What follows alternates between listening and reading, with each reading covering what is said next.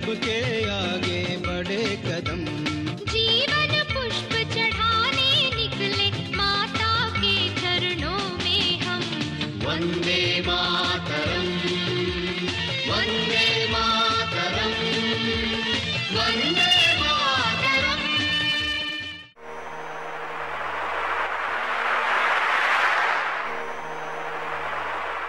अभी हम सब के लिए बहुत खुशी की बात थी, पूरे देशवासियों के लिए, कि पतंजलि ने एक पहल करते हुए परम पूज्य स्वामी जी महाराज और श्रद्धाचार्य जी ने, और पूज्य स्वामी जी महाराज और श्रद्धाचार्य जी के मार्गदर्शन में हमारे ऋषियों ने, जो महर्षि चरक ने, सुश्रुत ने जो लिखा कि एक एक औषध के क्या क्या गुण हैं, कैसे वो हमारी इम्यून सिस्टम को बूस्ट करती है, किस प्रकार से उसको ऊपर प्रभाव डालता है, वो सारी चीज़ें जो कहीं ना कहीं हमारे ग्रंथों में हमारे ऋषियों ने लिखी हुई थी, उसके आधार पर पूज्य स्वामी जी महाराज और श्रद्धाचार्य जी ने एक गाइडलाइन तैयार की।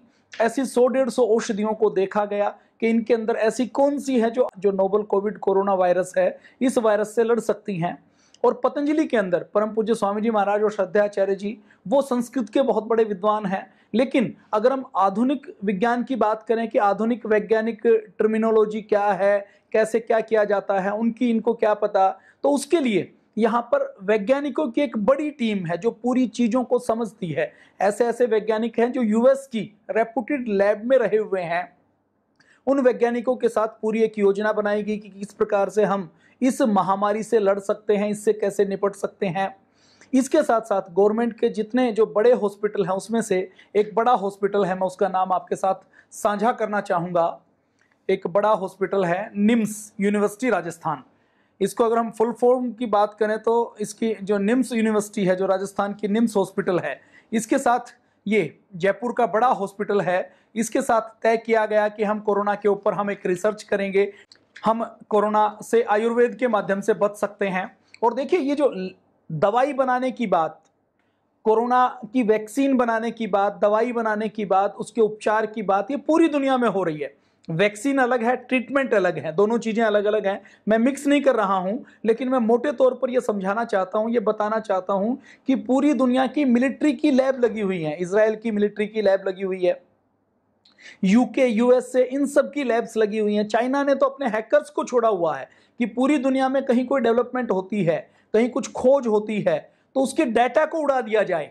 उसके डाटा को उड़ाकर उसी में थोड़ा सा, जैसे 6 महीने लगाकर कुछ रिसर्च किसी इंस्टीट्यूट ने की, उस डाटा को वैसे ही उड़ा लिया जाए और उस रिसर्च में थोड़ा बहुत चेंज करके फिर उसको नए रूप से प्रस्तुत कर दिया जाए। और इस कोरोना वायरस के बारे में पहले ही बात हो चुकी है, पहले ही बताया जा चुका है। मैंने भी बहुत बार कहा है, दुनिया के दूसरे लोगों ने कहा है कि ये कोविड कोरोना वायरस, ट्रंप भी ये कहता है, CIA कहता है, और केवल अमेरिका नहीं कह रहा, कनाडा कह रहा है, न्यूजीलैंड कह रहा है, ऑस्ट्रेलिया कह रहा है, इटली कह रहा है, ब्रिटेन कह रहा है, जो बड़े बड़े देश हैं वो कह रहे हैं। इजराइल के जो मोसाद के जासूस रहे हैं, उसने कहा है कि वुहान की ये जो लैब जहां से नोवल कोविड कोरोना आया, ये कोई सिविल लैब नहीं है, ये एक मिलिट्री प्रोजेक्ट रहा है, मिलिट्री की एक ये लैब रही है। तो ये इसके बारे में वो बातचीत करते हैं, वो इसके बारे में डिटेल में बताते हैं। अगर ये वैक्सीन, इसका कोई ट्रीटमेंट यदि कोई भी देश खोज लेता है तो उस देश की इकोनॉमी को बहुत बड़ा बूस्ट मिलने वाला है। देखिए, आज पूरी दुनिया में, मैं ये रेफरेंस के साथ बता रहा हूं कि फार्मा कंपनियां अरबों डॉलर खर्च करती हैं अमेरिका में सांसदों के चुनाव लड़वाने में। WHO स्वास्थ्य संगठन में $5 बिलियन का उसका जो वार्षिक बजट है, उसका 1/3 केवल बड़ी फार्मा कंपनियों के दान से आता है। मतलब WHO जो चलता है, अमेरिका फंडिंग करता है, चीन करता है, हर देश फंडिंग करता है, वो एक हिस्सा है। WHO यदि 100 रुपए कहीं खर्च करता है तो उस 100 रुपए में से जो 35 रुपए आते हैं, वो 35 रुपए बड़ी फार्मा कंपनियों के यहां से आते हैं। यूरोपियन मेडिकल एजेंसी का 85% बजट फार्मा इंडस्ट्री की फंडिंग से आया था। यूरोपियन मेडिकल एजेंसी है ना, जो सारे पैरामीटर तय करती है, गाइडलाइन तय करती है, उसको फंडिंग करने का काम कौन कर रहा है? फार्मा कंपनियां कर रही हैं। FDA के बजट का जो मेन सोर्स है वो इन फार्मा कंपनियों से प्राप्त होने वाली फीस है, जिसको अमेरिका की सरकार ने 1992 में PDUF act, prescription drug user fee act के माध्यम से कानूनी बना दिया कि एक तरीके से हम आपसे ये पैसा लेंगे। 2009 में WHO ने मानक पूरे ना होने के बावजूद फार्मा कंपनियों के दबाव में स्वाइन फ्लू को पेंडेमिक घोषित किया। स्वाइन फ्लू इतना फैला नहीं था, लेकिन स्वाइन फ्लू को महामारी के रूप में घोषित किया 2009 में, और जिसके परिणाम स्वरूप, क्योंकि डब्ल्यूएचओ ने घोषित किया तो होगा क्या कि अब किसी देश ने, किसी कंपनी ने कोई वैक्सीन बनाई, अब डब्ल्यूएचओ ने कह दिया कि महामारी है। अब महामारी है तो अगली गाइडलाइन क्या आएगी कि आपके देश में यदि 100 करोड़ लोग हैं तो आप कम से कम 50 करोड़ लोगों को वैक्सीन लगाइए, उनको ये टीका करवाइए, उनका ये टीकाकरण करवाइए। फिर ये लॉबी कितनी खतरनाक है आप अंदाजा लगाइए। तो ये जो पहनाते हैं, उसके बाद फिर क्या करते हैं कि जैसे मान लो मुझे कल को ऑस्ट्रेलिया जाना है, या मुझे यूएसए जाना है, यूके जाना है, कहीं ट्रैवल करना है, तो ट्रैवल के साथ मैंडेटरी क्या कर दिया जाएगा कि मुझे वीजा अप्लाई करना है, तो वीजा अप्लाई करने से पहले मुझे अपना वैक्सीनेशन का कार्ड दिखाना पड़ेगा कि मैंने वो वैक्सीनेशन करवाया है कि नहीं करवाया। यदि वैक्सीनेशन नहीं है तो मैं उस देश में जा नहीं सकता। ये लॉबी इतनी खतरनाक है। और ये जो वैक्सीन की, ये नोवल कोविड कोरोना फैलाया गया है, ये म्यूटेट करता है, ये जेनेटिकली इंजीनियर्ड किया गया है, ये सारी बातें अलग अलग प्लेटफॉर्म से आ रही हैं। मैं नहीं कह रहा हूं, आप गूगल कर लीजिए, आप मीडिया को देख लीजिए, आप विशेषज्ञों को सुन लीजिए, उसमें चाहे ऐसे ऐसे जो वायरोलॉजी के जो बड़े विशेषज्ञ हैं उनके आप बयान सुन लीजिए। साउथ कोरिया की बात ले लीजिए, जापान की बात ले लीजिए, उनके विशेषज्ञ ये बात कह रहे हैं, यूके वाले कह रहे हैं, ब्रिटेन की अलग अलग यूनिवर्सिटी ये बात कह रही हैं, इटली कह रहा है, फ्रांस कह रहा है, इजराइल कह रहा है, यूएसए कह रहा है, अमेरिका कह रहा है, और अमेरिका के साथ साथ कनाडा कह रहा है, न्यूजीलैंड कह रहा है। तो ये सारे लोग ये बातें कर रहे हैं। तो वैक्सीन की लॉबी कितनी खतरनाक है। तो अभी तो वैक्सीन की लॉबी का एक अगला इरादा क्या है कि चावल के दाने के, जो छोटा मेमोरी कार्ड चावल का दाना है ना, इस चावल के दाने के बराबर की चिप बॉडी के अंदर ही इंजेक्ट कर दी जाए, कि वैक्सीन की चिप लगा दी जाए, कि जब कहीं जैसे बार कोड में हम स्कैन करते हैं ना, कि बार कोड में हम पेटीएम को स्कैन करते हैं तो पता लग जाता है कि उसका कितना नंबर है, ऐसे ही स्कैनिंग हो हर व्यक्ति की और उसकी वैक्सीनेशन का डाटा सामने आ जाए। और ये वैक्सीनेशन के नाम से कोरोना की वैक्सीन आएगी। ये कोरोना की वैक्सीन कोई 100, 200, 500 रुपए की आने वाली नहीं है। अभी कोरोना को जो महामारी के रूप में जो फैला है और जो फैलाया गया है, इसका जो हवा बनाया गया है, इसको अगर आप मूल में जाएं, डब्ल्यूएचओ के बयान देखिए आप 31 दिसंबर को पहली बार डब्ल्यूएचओ को चीन की चिट्ठी मिली थी, और चीन की चिट्ठी के साथ साथ ताइवान की चिट्ठी मिली थी। पहली 31 दिसंबर से लेकर अब तक के डब्ल्यूएचओ के आप बयान देख लीजिए, मई तक उनके बयान ऐसे रहे, अप्रैल तक, कि ये कोई फैलता नहीं है, ये आदमी से आदमी के बीच में फैलता नहीं है, सोशल डिस्टेंसिंग की आवश्यकता नहीं है, इंटरनेशनल ट्रैवल के ऊपर बैन लगाने की आवश्यकता नहीं है, कोई खतरा नहीं है। और जब एक बार ये विस्फोट हो गया, तो विस्फोट होने के बाद डब्ल्यूएचओ क्या कहता है कि अफ्रीका के 50% लोगों को होने का अंदेशा है, इस देश के इतने प्रतिशत लोगों को होने का अंदेशा है, हो सकता है कि इसका कभी वैक्सीन मिले ही ना, हो सकता है ये वायरस हमारे बीच से कभी जाए ना। मतलब डब्ल्यूएचओ की भूमिका कितनी संदेहास्पद है। एक व्यक्ति ने एक शब्द प्रयोग किया था, मैं दोबारा से प्रयोग कर रहा हूं, ये डब्ल्यूएचओ जो होना तो वर्ल्ड हेल्थ ऑर्गेनाइजेशन चाहिए, ये वर्ल्ड हेल्थ ऑर्गेनाइजेशन ना होकर वर्ल्ड हॉरर ऑर्गेनाइजेशन हो गया है। वर्ल्ड हेल्थ ऑर्गेनाइजेशन ना होकर ये वुहान हॉरर ऑर्गेनाइजेशन हो गया है, चाइनीज हॉरर ऑर्गेनाइजेशन का ये काम कर रहा है। तो ये एक लॉबी है पूरी। इस लॉबी की योजना क्या है कि पहले तो इसको महामारी के रूप में प्रचारित प्रसारित किया जाएगा।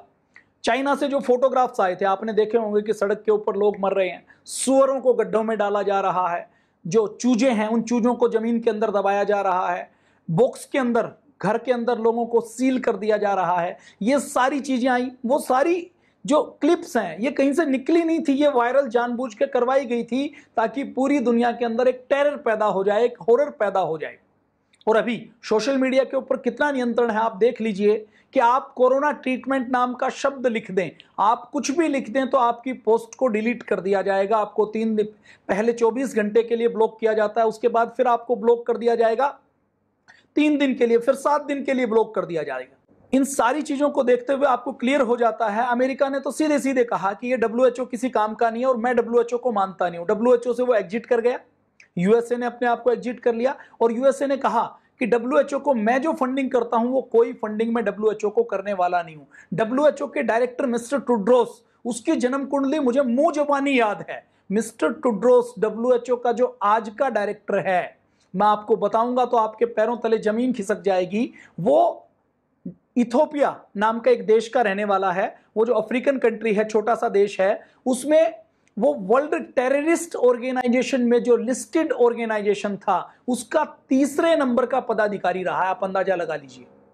और अभी जब 2017 में चुनाव हुए थे तो उसके चुनाव में उसको बैकिंग करने का काम चाइना ने किया था। उसको डब्ल्यूएचओ का डायरेक्टर ही चाइना ने बनाया है और उसने जो डब्ल्यूएचओ के डायरेक्टर का चयन करवाया है वो डायरेक्टर का चयन किसी बड़े मकसद के साथ करवाया है। और चाइना के अंदर आपने देखा होगा कि बहुत अधिक लोग नहीं मरे, तो इसकी वैक्सीन तो इलाज पहले से है, बस ये महामारी की तरह हो जाएगा तो पूरे इंटरनेशनल लेवल के ऊपर इसकी वैक्सीन बेची जाएगी। भारत के अंदर जिस प्रकार से लॉकडाउन हुआ, जिस प्रकार से इकोनॉमी बैठी, जिस प्रकार से मजदूर गए, जिस प्रकार से काम धंधे बंद हुए, जिस प्रकार से 20 लाख करोड़ रुपए का पैकेज भारत की सरकार को जारी करना पड़ा, जिस प्रकार से आपने देखा होगा कि ये कोरोना और इस वायरस के कारण, इस महामारी के कारण स्कूल बंद हो गए, कॉलेज बंद हो गए, सब कुछ ऐसा लगता है कि रुक गया हो, बिना किसी मिसाइल के, बिना किसी गोली के ऐसा लगता है कि पूरी लाइफ ठहर गई हो। तो इसके बीच में अभी एक खबर आएगी कि एक कंपनी ने वायरस का टीका बना लिया है। अब मैं आपसे पूछता हूं कि आपका काम धंधा बंद है, आप ऑफिस में नहीं जा पा रहे, आपके बच्चे घर के अंदर लॉकडाउन है, आपके आसपास कोई पता लगता है कि कोई व्यक्ति मरीज है तो आप कुछ भी छूते हुए डरते हैं। आपको यदि कोई व्यक्ति कहे कि 10,000 रुपए का एक टीका है और ये 10,000 रुपए का टीका आप लगवा लेंगे, वैक्सीन आप लगवा लेंगे तो आपको कोरोना का खतरा नहीं होगा। कोरोना से कितने लोग मरते हैं, कोरोना कितना खतरनाक है, मैं इसके ऊपर बातचीत नहीं करूंगा, लेकिन ये जितना भी खतरनाक है, यदि इसका ट्रीटमेंट आपके रसोई घर के मसाले से उपलब्ध हो और कोई व्यक्ति ये कहे कि ये रसोई घर के मसाले से हो सकता है, आपके घर के पिछवाड़े में जो गिलोय लगी हुई है, आपके घर में जो हल्दी है, आपके घर में जो दालचीनी है, आपके घर के आंगन में जो तुलसी का पौधा लगा हुआ है, आपके खेत की मुंडेर के ऊपर, खेत की मेड़ के ऊपर जो अश्वगंधा की जड़ पाई जाती है, वो यदि आपके पास है और आप उससे अपना ट्रीटमेंट कर सकते हैं और उसको क्लिनिकल कंट्रोल ट्रायल करके उसको विज्ञान की कसौटी पर, विज्ञान के वैज्ञानिकों की भाषा में कोई व्यक्ति बताएगा, तो जब उसका इलाज घर पर हो जाएगा तो ये सारा तिलिस्म, ये सारा षड्यंत्र धराशायी होने वाला है। और पतंजलि ने यही किया है। पतंजलि ने केवल 535 रुपए में इसका ट्रीटमेंट उपलब्ध करवा दिया। मान लीजिए पतंजलि नहीं है, परम पूज्य स्वामी जी महाराज श्रद्धेय आचार्य जी केवल गीता के ऊपर, वेद के ऊपर प्रवचन कर रहे हैं, केवल योग की बात करते हैं, ट्रीटमेंट की बात नहीं करते। अब आने वाले समय में खबर क्या आएगी? एक खबर यह आएगी कभी ना कभी कि वो खबर क्या कहेगी कि जी वैक्सीन तो बन चुका है, 10,000 रुपए का एक टीका है। अब 10,000 रुपए का टीका है, मैं सरकार की बात नहीं करता, उसके बाद सरकार की, आपकी और मेरी बात करता हूं। हिंदुस्तान में 50 से 60 करोड़ लोग ऐसे मिलेंगे जो ये कहेंगे कि मेरे घर में 4 मेंबर है, 10,000 रुपए का टीका है तो मुझे ये टीका लगवाना है। क्यों लगवाना है? क्योंकि मैं ये टीका लगवा लूंगा, अपने बच्चों को लगवा लूंगा तो मेरी जान बच जाएगी और ये टीके के 10,000 रुपए तो 2 महीने में पूरे हो जाएंगे। मैं काम के ऊपर जाऊंगा, मेरा डर निकल जाएगा, डर निकल के मैं काम करूंगा, मैं अपना बिजनेस करूंगा, मैं व्यापार करूंगा, मेरे बच्चे पढ़ेंगे लिखेंगे, तो उतना नुकसान तो मुझे 1 महीने में पूरा हो जाएगा। क्योंकि जितना नुकसान मुझे कोरोना के डर की वजह से आज हो रहा है, वो नुकसान यदि मैं कोरोना के डर से निकल गया तो वो नुकसान तो मेरा पूरा हो जाएगा कि कोई 40,000 रुपए में आपका पूरा परिवार सेफगार्ड हो जाएगा। तो आप वो टीका लगवाएंगे कि नहीं लगवाएंगे? लगवाएंगे। आपके अकाउंट में पैसे होंगे तो आप अपनी सेविंग से लगवाएंगे, अपने पीएफ से पैसे निकलवाएंगे, अपने घर में आपकी पत्नी ने जो बचा के रखे हैं वो खुद निकाल कर देगी, आपको मांगने नहीं पड़ेंगे। आप हो सकता है अपनी पत्नी को सामान्य कहें, महिलाएं बचाकर पैसे रखते हैं ताकि किसी आपात स्थिति में काम आए, उस धन को निकाल दो, तो वो सामान्य तौर पर तैयार नहीं होंगी, तो वो खुद कहेंगी, आपके पास आकर कहेंगी। मीडिया में जैसे ही खबर आएगी कि वैक्सीन बन चुका है और 10,000 रुपए का एक टीका है, तो वो घर में आपके 5 साल के बच्चे को लेकर आएगी कि तत्काल इसको तो टीका लगवाना है, मुझे लगवाओ या ना लगवाओ, और तुम्हारे पास पैसे नहीं है तो मैं अपने तिजोरी में से पैसे निकाल कर देती हूं, पर्स में से देती हूं। तिजोरी और पर्स में पैसे नहीं है तो मैं अपना मंगलसूत्र बेचने के लिए तैयार हूं, मुझे गहनों की आवश्यकता नहीं है। वो कहेंगे कि हम अपने पीएफ से निकलवाने के लिए तैयार हैं, एफडी तोड़वाने के लिए तैयार हैं, और कुछ नहीं तो हम कर्ज लेने के लिए तैयार हैं, और कुछ नहीं तो रिश्तेदार कहेंगे कि भाई ये वैक्सीन तो लगवा लो, ये जान बचानी तो जरूरी है, पैसे नहीं है तो पैसे मैं देने के लिए तैयार हूं। ये तो उनकी बात है जो लोअर मिडिल क्लास है, मिडिल क्लास है, अपर मिडिल क्लास है, और जो रिच क्लास हैं, जो सुपर रिच क्लास है, उनकी बात तो छोड़ दीजिए। उनके लिए तो घर पर वो बुलाएंगे, घर पर बुलाकर उनको टीका लगाकर लोग जाएंगे, उनकी बात छोड़ दीजिए। सरकारी नौकरियों में जो है उनकी बात छोड़ दीजिए। सामान्य जो गरीब व्यक्ति बच गए, जो 20, 30, 50 करोड़ लोग जो ऐसे हैं जो बिल्कुल गरीब हैं, जिनके पास बिल्कुल धन संपत्ति नाम की कोई चीज नहीं है, उनके बारे में फिर सरकार आवाज उठाएगी। सरकार कहेगी कि ठीक है, इनके पास कुछ नहीं है। जैसे अब हर व्यक्ति के अकाउंट में सरकार को 5-5, 7-7, 10-10 हजार रुपए डालने पड़ रहे हैं, अलग अलग स्कीम देनी पड़ रही है, रोजगार देना पड़ रहा है, उनके घर में अनाज भिजवाना पड़ रहा है, वो ठीक है, हमें अपने देशवासी हैं, उनकी केयर करनी चाहिए, लेकिन उनके बारे में सरकार क्या सोचेगी कि इकोनॉमी तो चले, यदि वैक्सीन आ गया है तो हमें ये वैक्सीन लगवाना है। उन 50 करोड़ लोगों के लिए, 10 करोड़ लोगों के लिए बजट से जैसे 20 लाख करोड़ रुपए का पैकेज निकला है, ऐसे ही 10 लाख करोड़ रुपए का पैकेज एक और निकल जाएगा और उस पैकेज से उन लोगों को वैक्सीन लगाई जाएगी, टीका लगाया जाएगा। उनको जरूरत है या नहीं है ये अलग बात है, उनकी आवश्यकता है या नहीं है, क्योंकि भय है, टेरर है, और आज आवश्यकता इस भय और टेरर से निकालने की है। इस भय और टेरर से आज WHO चाहे तो नहीं निकाल सकता। आज हमारे देश में यदि हम हेल्थ मिनिस्ट्री की बात करें तो हेल्थ मिनिस्ट्री यदि ये कहे कि ये दवा कोरोना की वायरस की दवा है, आप इसको खा लो, आप इससे बच जाओगे, आपको बिलीव नहीं होगा।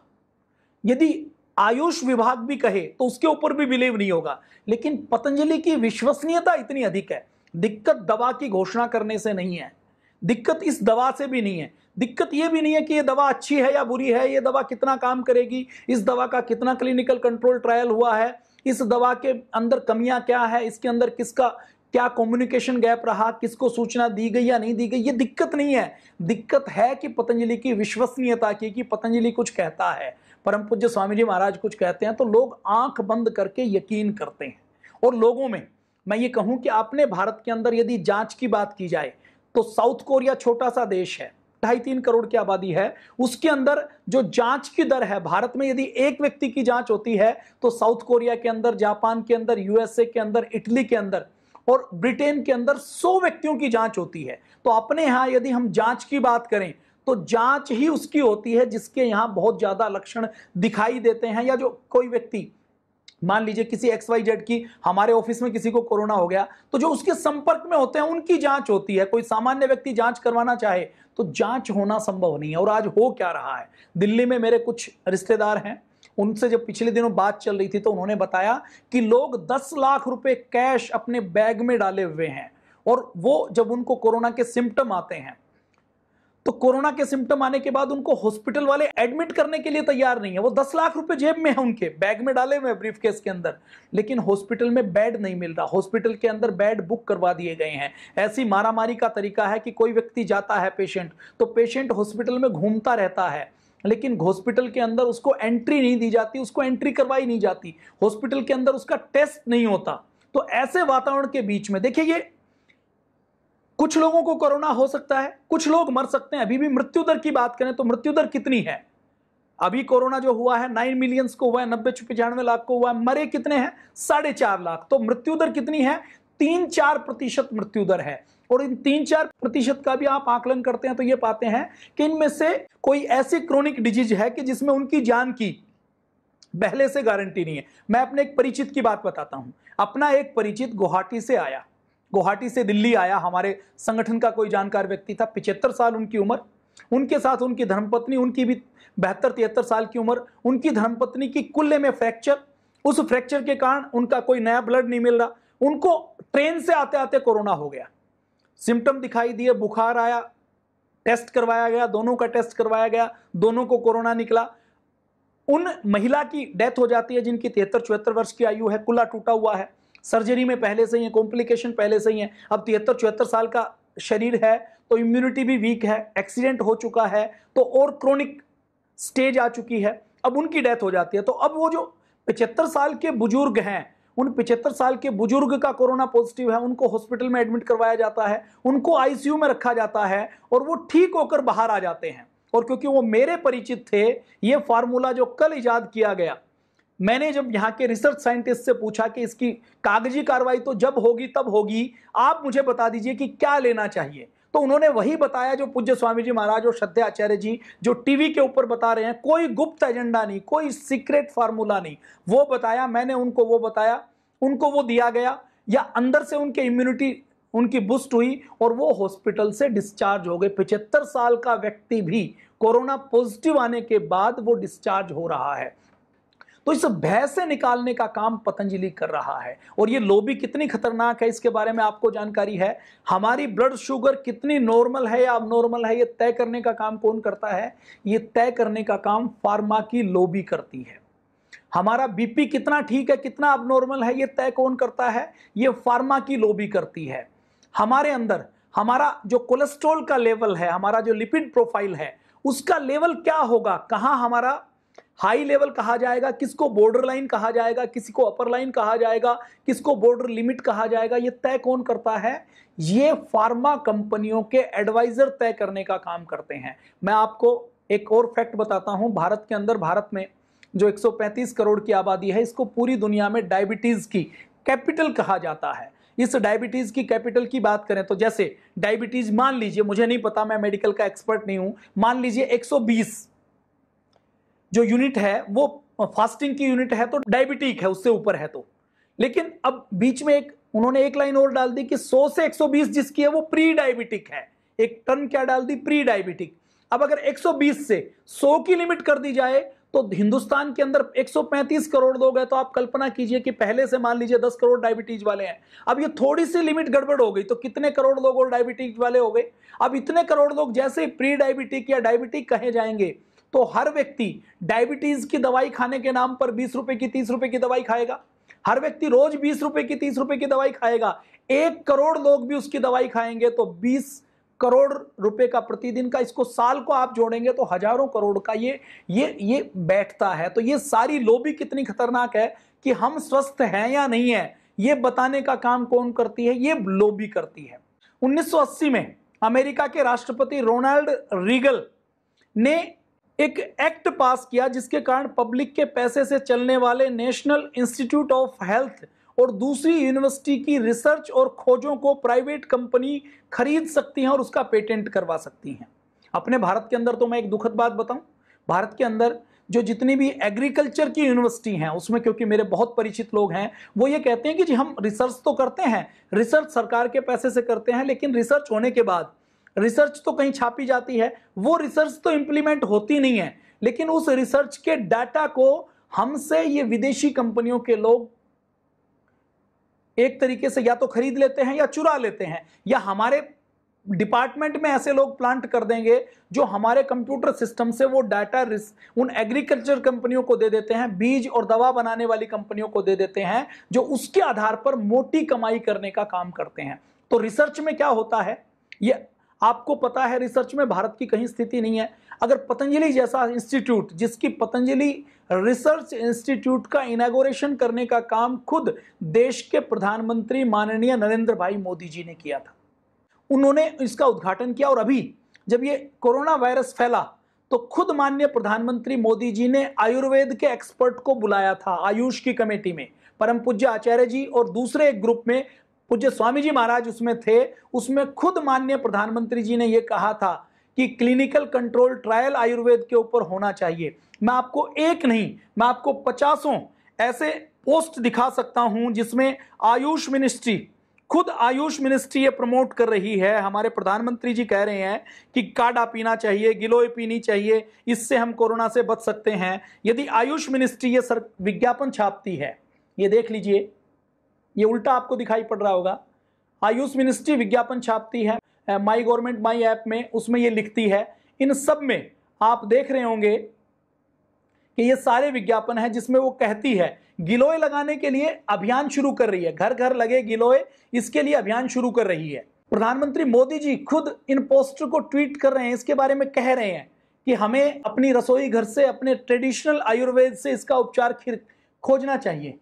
आप देखिए, ये सब ये आयुष मिनिस्ट्री के ऑफिशियल पंफलेट और पोस्टर हैं। यदि इनसे कोरोना कंट्रोल हो सकता है, क्योर हो सकता है। और मैं आपको एक डाटा और दिखा देता हूं। ये पाया गया कि चाइना के अंदर जो कोरोना को कंट्रोल किया, जो आम जनमानस ने कंट्रोल किया, उसमें एक बड़ा योगदान किसका रहा है? एक बड़ा योगदान रहा है चाइनीज ट्रेडिशनल मेडिसिन ने, जो दिसंबर से लेकर दिसंबर, जनवरी, फरवरी, मार्च में चाइना की जो ट्रेडिशनल मेडिसिन हैं वो जो कंज्यूम होती थी एक क्वार्टर में, उस क्वार्टर में पिछली बार की बजाय 2 गुना से ज्यादा कंज्यूम हुई है। चाइनीज लोगों ने खूब अपनी ट्रेडिशनल मेडिसिन का प्रयोग किया है इस कोरोना वायरस से इस बचने के लिए। तो चाइना खुद इसका प्रयोग कर रहा है। 1980 में ये रोनाल्ड रीगन ये कानून पास करते हैं। फार्मा लॉबी के दबाव के कारण जो इंटेलेक्चुअल प्रॉपर्टी राइट्स है उसके नाम पर भी एग्रीमेंट सभी WTO के मेंबर देशों के ऊपर लागू हो गए, जिसके तहत फार्मा कंपनियों के लाभ के लिए पेटेंट की अवधि जो पहले कम थी उसको बढ़ाकर 20 साल कर दिया गया। और ये फार्मा कंपनियां कितना मुनाफा कमाती हैं आप अंदाजा लगा सकते हैं। एक टैबलेट जो 10 पैसे की बनती है उसको 1,000 रुपए की बेचने का काम करते हैं। 5-5 हजार, 10-10 हजार, 1-1 लाख गुना ज्यादा प्रॉफिट लेने का काम करती है। नोवार्टिस नाम की एक कंपनी है जो ब्लड कैंसर की एक दवा बनाती थी। ब्लड कैंसर की उसकी दवा, उसकी कॉस्ट 1 महीने की जहां 1 लाख से लेकर 1.25 लाख पड़ती थी, भारत की कंपनी ने जब वो बनानी शुरू की तो उसकी कॉस्ट घटकर केवल 10,000 रह गई। ये बहुत फेमस किस्सा है। आमिर खान ने जो सत्यमेव जयते बनाया था ना, उसमें भी ये विषय लिया था, तो इसकी जानकारी आपको पूरी मिल जाएगी। मैं इसकी डिटेल में चर्चा नहीं करता, केवल इतनी चर्चा करता हूं ये कि फार्मा की लॉबी इतनी खतरनाक है, इतनी खतरनाक है कि किसी देश में राष्ट्रपति कौन होगा, प्रधानमंत्री कौन होगा, हेल्थ मिनिस्टर कौन होगा, हेल्थ की पॉलिसीज क्या होंगी, ये तय करने का काम ये करते हैं। और मैं आपको एक और कमाल की बात बताता हूं कि हमारे यहाँ महर्षि सुश्रुत और चरक जी ने जो आयुर्वेद का ज्ञान दिया है वो अद्भुत दिया है।